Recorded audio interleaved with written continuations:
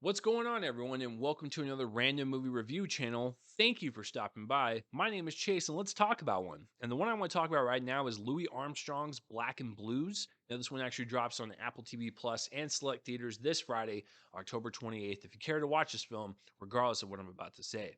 So, what is this movie about? Well, it's a documentary, and it follows the life and legacy of the master and so-called founding father of jazz, America's first pop star and cultural ambassador, and his name is Louis Armstrong. So going into this, I never saw like a trailer to it. I just wanted to jump in because I don't know if any of you guys know this, but if you've been following me for a long time, you might. Music is a huge part of my life. I was in band in middle school, high school, and first year in college. I know, shocking, right? You look at this face and you're like, how does that nerdy face? How is he in band? That's weird.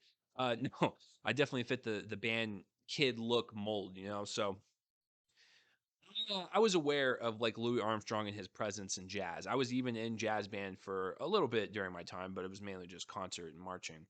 But I knew that he was really significant in the jazz community, and he started a lot of stuff. Like this was the driving force behind this like subgenre of music.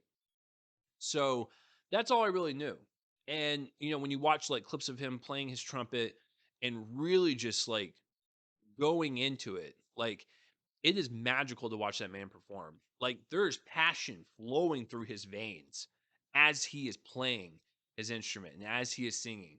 That's something that really touches him. That's something that really affects him. So that's all I've seen. But I never knew the man. I never knew the person, Louis Armstrong. So this documentary was going to give me that. So after watching the film, I want to take a break to thank the sponsor of this video, Movie Palette. Hi, it's me interrupting me, and I just wanted to take a break to thank the sponsor of this review, Movie Palette. Movie Palette takes the concept of the movie poster to the next level. Movie Palette consists of stripes of colors carefully chosen by their team of artists. Every stripe represents a color of a particular scene in a movie and is put in chronological order on the canvas. There are so many movies to pick from, and it doesn't even stop there. They also have whole seasons of TV shows. I recently moved and I needed some things to put on my wall, and I was getting tired of putting up traditional movie posters and wanting something different, and Movie Palette stepped up to the plate. The movie palette that I chose was one of my favorite movies of all time, Logan. This gorgeous palette is a constant reminder of how beautiful this film is and how each scene evokes a different emotion all through its language of color, not to mention a great conversation starter. This is a unique piece to any film and TV lover's home, and I want to help you get one. Use the discount code CHASE15 for 15% off of any product on their website. Film is art, so why not display your favorite as such? That's 15% off of your order when you use the code CHASE15. This is a good little documentary. I think if you were curious about Louis Armstrong and what his life was like on and off stage, this is a pretty good one to watch. So if you're wanting to watch a documentary this weekend, I'd say go for it. So director Sasha Jenkins, I think what I liked about his direction is that he really pulled from all types of audio clips and so many sources to really craft a really compelling narrative that has stakes and has pathos to it and just has like this a fictional narrative feel to it that I was really invested in Louis Armstrong's life. I like the fact that he pulled from a lot of talk shows and audio clips. It has like this raw, unfiltered, really peek behind the curtains look into this man's life. And I really enjoyed that aspect because, like I said, when you think of Louis Armstrong, like you just know him on the surface level, like trumpeter, head of jazz, like that's what he did.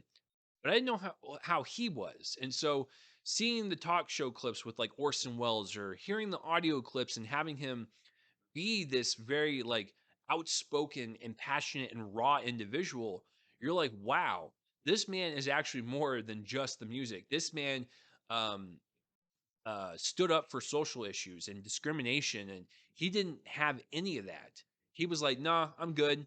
Like, there was one clip that in the film that really stuck with me. It was like he was talking about going on tour, and there was one city where he could not stay in a particular hotel because of the color of his skin. And he was like, okay, I'm not going to come to that city then. Like he did not adhere to um other people's solutions that made no sense or was extremely wrong. This man had a great moral like standing. He knew what was right and what was wrong. And so the fact that he saw something messed up like that, he was like, "No, I'm good. I'm just going to move on." That is so amazing to me. And the fact that he was born in 1901 and he had to experience this throughout his entire life because he died in the early 70s. Um that's really powerful to me. And so I really like the fact that he stood up for people. He used his platform for good, and he was kind of one of those voices in the black community that really like was a positive influence, and that was really great. And so that stuff was really powerful, especially when he was talking to Orson Welles in those interview clips, or when they caught when they caught him like an audio clip, and he was just kind of going off the cuff. He was a really magnetic speaker. Like he was a really powerful presenter, and I was on hook with every single word that he was saying. He was really just an inspiration for sure. But I like what Sasha Jenkins kind of did in crafting this narrative through clips, and because they can't interview him, he's been off this earth for like what 50 years at this point. So you really have to kind of pull from the archives and really craft like the best narrative possible and the most compelling narrative on this person. And I thought Sasha Jenkins, from a narrative perspective, and of course the editor, really crafted something good. The other thing I liked, just from a visual standpoint, typically documentaries have the talking head shots and B-roll. Like it's very traditional stuff, right? But what I liked about what Sasha Jenkins did was like he utilized the talk show clips as Louis Armstrong's kind of talking head interviews, and he would use the audio clips and have like these paper animatics, kind of like what South Park did on their first episode. Like you can definitely tell it's like this animation, but it looks like paper, and it looks really cool. It kind of just accompanies the audio clips, and it, I don't know, just adds a nice little extra visual flair to it. And I really appreciate it from a artistic direction standpoint. Um, yeah, and that's about it. I mean, it's an hour and 44 minutes. It's not that long. It's a pretty breezy watch, but I was really just fascinated on how important he actually was, speaking out against atrocities. Like this man had such confidence to him. He had such a presence about him that every single thing that he spoke upon, you can tell was coming from a place of being humble, but he knew that he was going to use his voice and his responsibility, um, uh, having the clout that he did and using it for good, and like that to me was really inspiring. And so watching all of that and watching him stand up for what was right and fighting against the people that didn't have a voice, that was really cool. Like that was more important to me than his musical career. And watching this documentary, I understood that now because I never knew anything about him. And so watching that, I got a full understanding of who he was. And my God, he was a great person. So yeah, I